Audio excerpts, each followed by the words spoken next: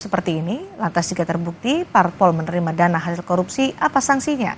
Kami ulas bersama pakar hukum dari Universitas Al-Azhar Indonesia, Suparji Ahmad, dan politisi Partai Nasdem Bestari Barus. Selamat malam, Bapak. Malam. Baik, Pak Bestari.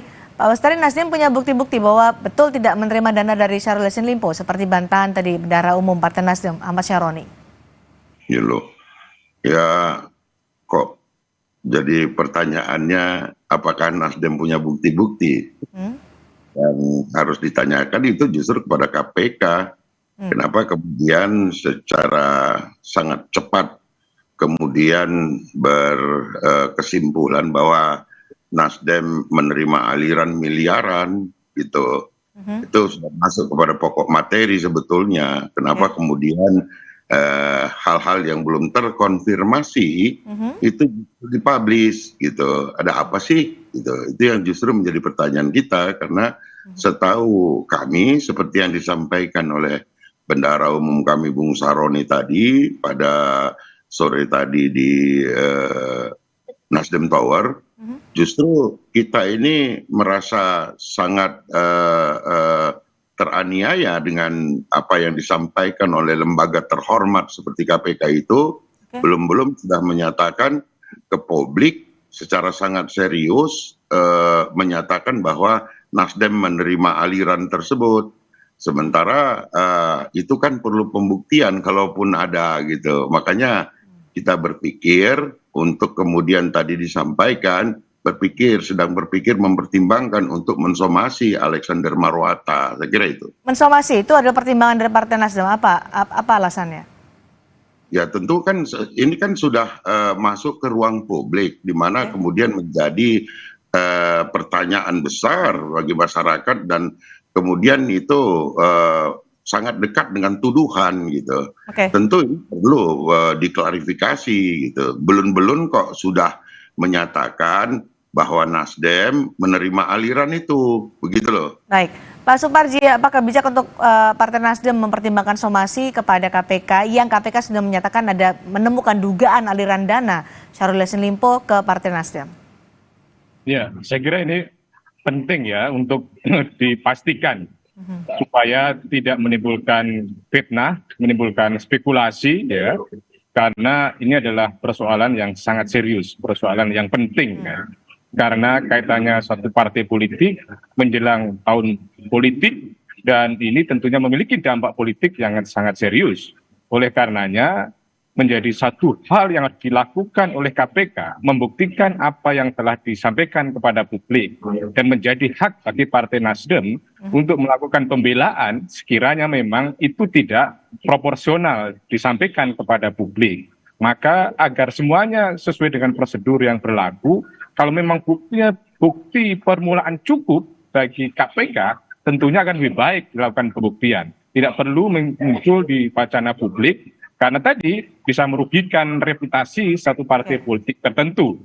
Jadi kalau kiranya Nasdem berusaha melakukan teguran atau peringatan, meminta klarifikasi, saya kira itu ada hal yang proporsional. Tetapi sebaliknya bagi KPK juga menjadi satu hal yang prosedural ketika pada saatnya nanti membuktikan akan dugaan tindak pidana korupsi, misalnya aliran dana korupsi melalui misalnya orang tertentu kepada partai politik tertentu. Itu yang mestinya harus dilakukan supaya jelas dan tidak sekedar menimbulkan kegaduhan di publik, Mbak. Oke, lalu bagaimana pengusutan kasus seperti ini, Pak Suparji? Ya, dalam konteks partai politik setidaknya ada beberapa regulasi yang perlu diperhatikan. Misalnya Undang-Undang Partai Politik, Undang-Undang Tindak Pidana Korupsi, Undang-Undang Tindak Pidana Pencucian Uang, atau Perma 13/2016 tentang bagaimana penindakan korporasi sebagai subjek hukum terhadap pelaku tindak pidana, termasuk tindak pidana korupsi. Dan ini memang pengalaman pertama ya, kaitannya dengan misalnya partai politik ya, untuk diusut gitu. Dulu memang pernah banyak wacana tentang pengusutan partai politik sebagai subjek hukum yang kemudian diterapkan tindak pidana korporasi. Kalau konsekuensi logisnya berdasarkan Perma 13/2016 atau berdasarkan misalnya Undang-Undang Tindak Pidana Korupsi, bisa ada pidana pokoknya berupa denda, ada pidana-pidana tambahan berupa pengumuman putusan partai politik, pembekuan sementara, pembekuan tetap, atau kemudian pencabutan izin, atau kemudian sampai pada pembubaran atau pengambil alihan atau perampasan aset dari korporasi atau dan subjek hukum tadi itu. Jadi ini adalah proses panjang yang harus dilakukan, dan menurut saya ketika ini sudah diwacanakan publik bukan sesuatu yang sepele, tapi adalah sesuatu yang sangat serius, Mbak. Gitu, Oke, ya. Pak Suparji, kalau sampai ditemukan ada dugaan aliran dana dari kader partai politik kepada partainya, itu biasanya bentuknya seperti apa sih, Pak Suparji, aliran dana itu?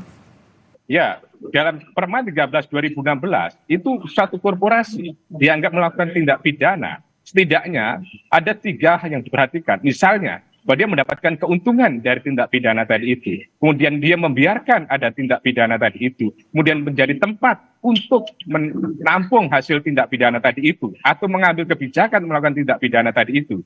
Jadi ada beberapa kualifikasi dianggap terlibat dalam satu tindak pidana. Dan aliran tadi itu bisa dibuktikan memang kalau ya ini hasil tindak pidana korupsi, terus kemudian digunakan untuk kepentingan partai politik. Nah itu proses pembuktiannya, proses pengusutannya. Bagaimana memang ini satu proses yang tidak benar, melawan hukum, terus digunakan untuk kepentingan partai politik. Itu saya kira bukti petunjuk yang bisa dilakukan. Gitu. Baik. Ya. Nah, Pak Bestari, apakah akan mensomasi terlebih dahulu atau menunggu bagaimana KPK menjelaskan lebih detail soal aliran dana dari Syahrul Yassin Limpo ke Partai Nasdem?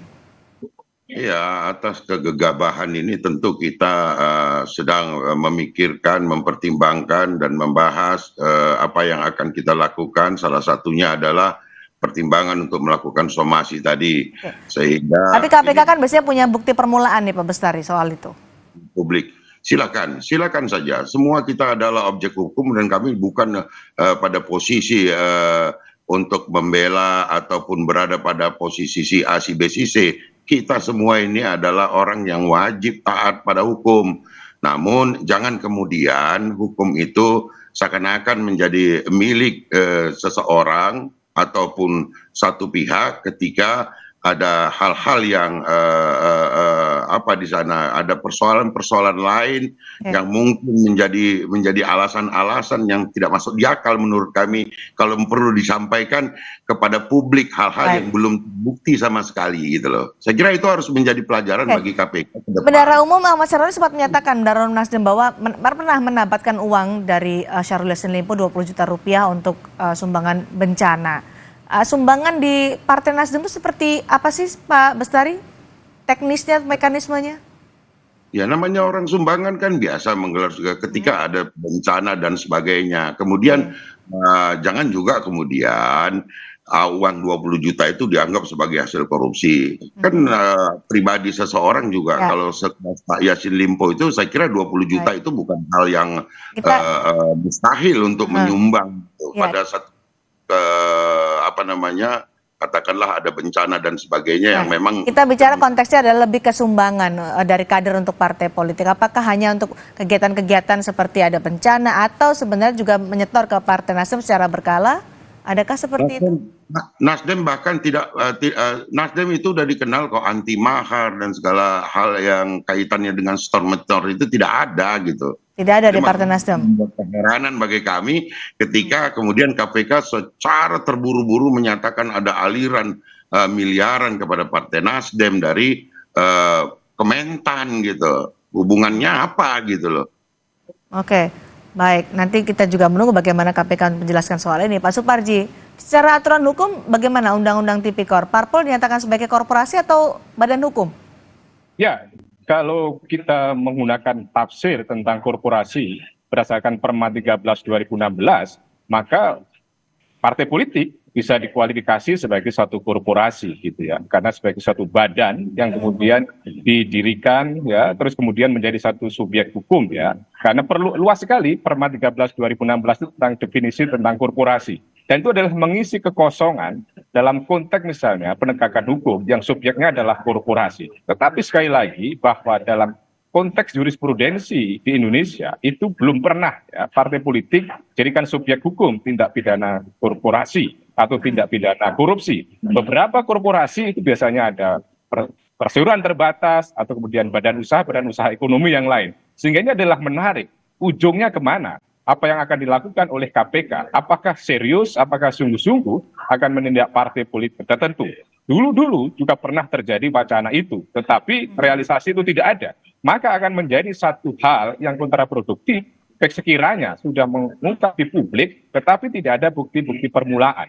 Karena dalam hal ini tentunya bahwa partai politik adalah memiliki sebuah nama baik, memiliki reputasi, dan kalau disebut-sebut dengan begitu bisa rusak namanya, apalagi menjelang pemilu nanti. Dan ini kalau kita kaitnya untuk subjek hukum ya memang bisa, tetapi sekali lagi tentang alat bukti petunjuk yang bisa dilakukan untuk mengarahkan tentang dugaan tindak pidana tadi itu. Ada dugaan aliran dana ke Partai Nasdem dari Syahrul Yassin Limpo seperti disampaikan oleh KPK. Kita tunggu bagaimana KPK mengusut soal ini. Terima kasih Pak Bestari Barus, terima kasih juga Pak Suparji Ahmad sudah berbagi pandangan di Sapa Indonesia malam hari ini. Saudara,